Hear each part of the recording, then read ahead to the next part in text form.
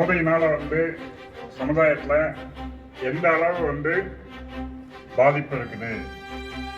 நம்ம பயப்பட வேண்டிய ஒரு விஷயம் என்ன அப்படின்னு கேட்டோம்னா, இது ஓரளவு வளர்ந்த ஆட்களையும் தாண்டி இன்னைக்கு இளைய சமுதாயத்தையும் அப்படிங்கும்போது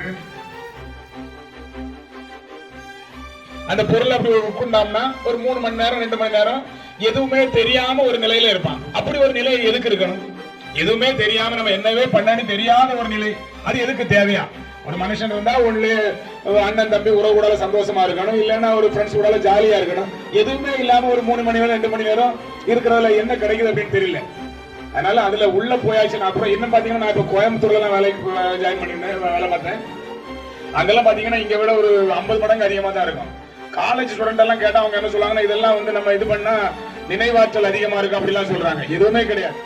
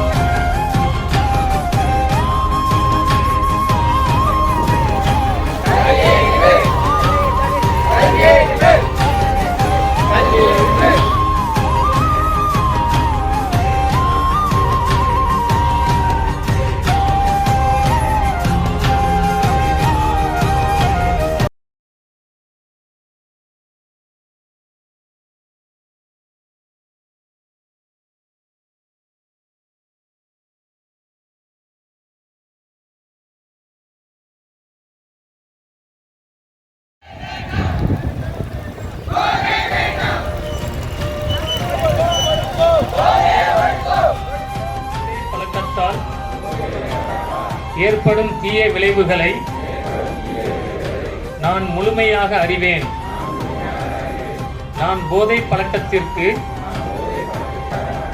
மேலும் எனது குடும்பத்தினரையும் நண்பர்களையும் போதை பழக்கத்திற்கு ஆளாகாமல் தடுத்து அவர்களுக்கு அறிவுரைகள் வழங்குவேன்.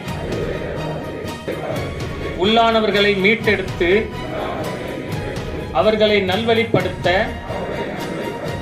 எனது பங்களிப்பை முழுமையாக தருவேன்.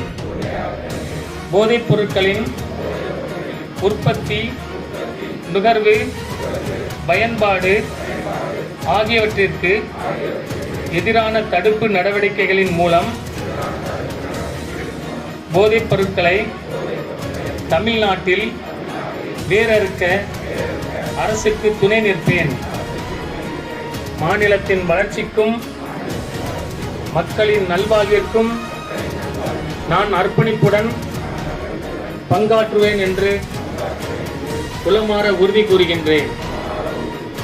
ஜெய் ஹிந்த்.